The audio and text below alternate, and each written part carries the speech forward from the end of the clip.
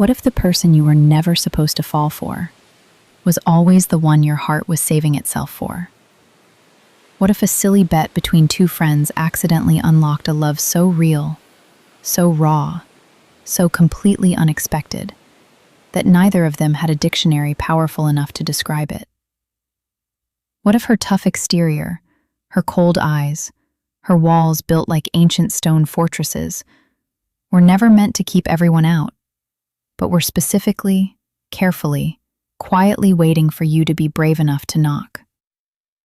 What if I told you that the moment she finally said yes, the one who lost their breath wasn't her, it was me? Stay with me, because what happened next changed everything I thought I knew about love, about courage, and about the dangerous, beautiful game of letting someone see the real you. This story doesn't end where you think it does. And trust me, you need to hear how it ends. My best friend bet I couldn't get her tough sister to say yes. Neither of us expected what came next. What if the most important love story of your life began not with a romantic dinner, not with a carefully planned proposal, not with roses or candlelight, but with a stupid, ridiculous, absolutely laughable bet made between two friends on a Wednesday afternoon? What if love didn't arrive the way you rehearsed it in your mind, wearing something elegant, moving slowly, giving you time to prepare, but instead crashed into your life wearing a leather jacket, arms crossed, eyes sharp enough to cut glass, and absolutely zero interest in giving you the time of day? That is exactly where this story begins. My best friend looked at me one afternoon with that dangerous smile she always wears right before she says something that's going to cost me my peace. And she said, "I bet you can't get my sister to say yes to even one conversation. Not a date, not a relationship. One single conversation." And the way she said it, with that little laugh, that challenge sparkling in her eyes, I should have walked away. I should have said no. I should have protected myself from what was coming. But I didn't. Because something in me, something stubborn, something curious, something that didn't yet have a name, said try. So let me tell you about love. And I don't mean the version they sell you in movies. I mean the real, terrifying, completely disorienting experience of it that nobody properly warns you about. Love, in its very first form, is recognition.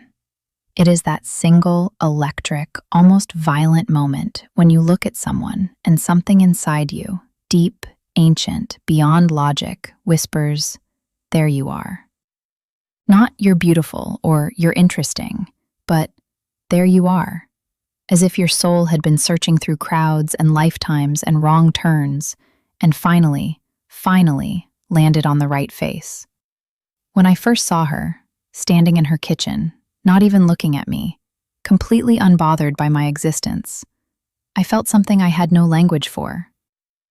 It wasn't attraction the way I had known attraction before. It was recognition. It was the strange, shocking, almost frightening feeling that this person, this completely unavailable, completely uninterested, completely armored human being, had somehow already been written into a chapter of my life I hadn't read yet. That is the first truth about love. It doesn't ask for your readiness. It simply recognizes itself across a room and begins. And yet she didn't speak to me. She walked past me like I was furniture. She answered my hello with a silence so sharp it could have drawn blood.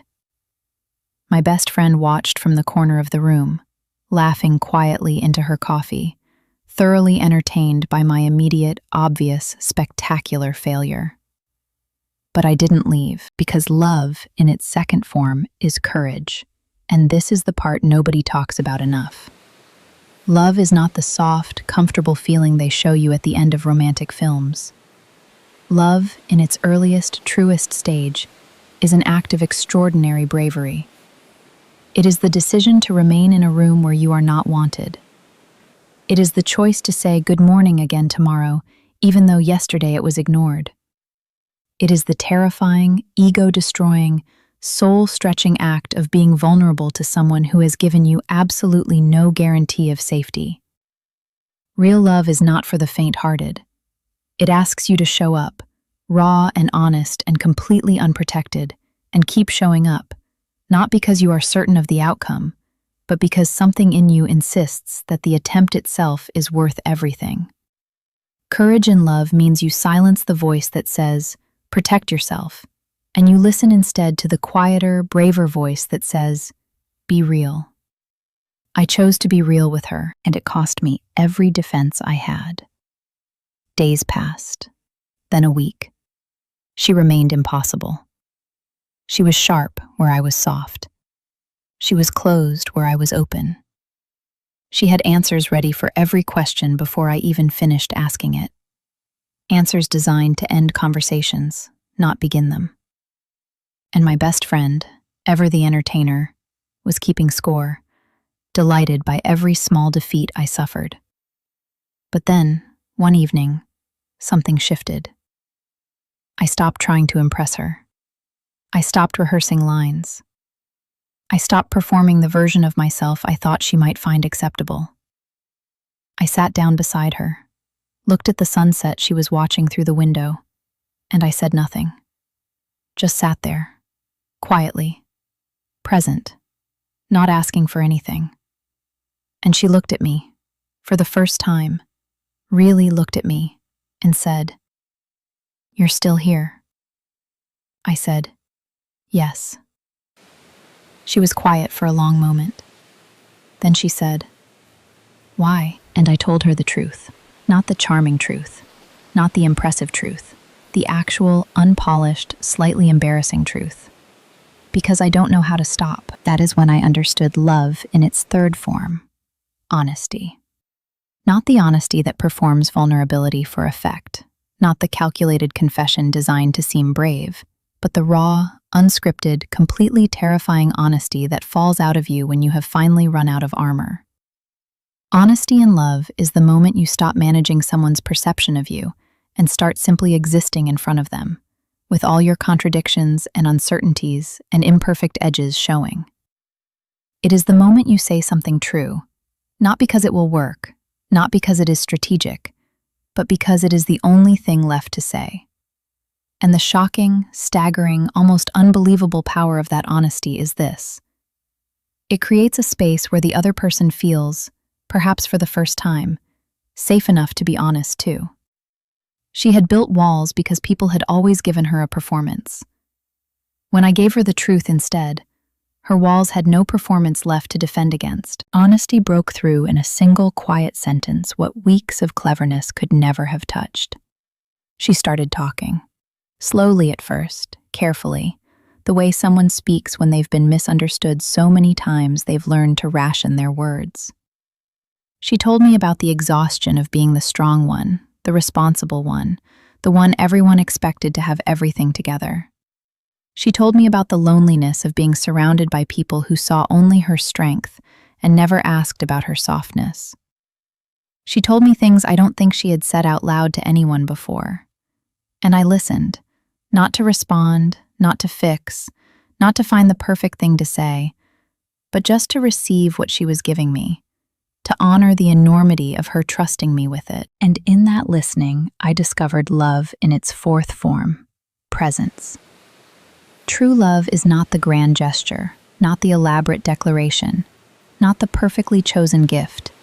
It is the radical act of being completely, utterly, undividedly present with another person.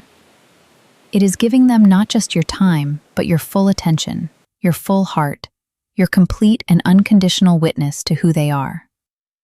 In a world where everyone is distracted, where everyone is half somewhere else, where everyone is already composing their response before you've finished your sentence, the gift of genuine presence is so rare, so unexpected, so deeply needed, that it can move the most guarded person to tears.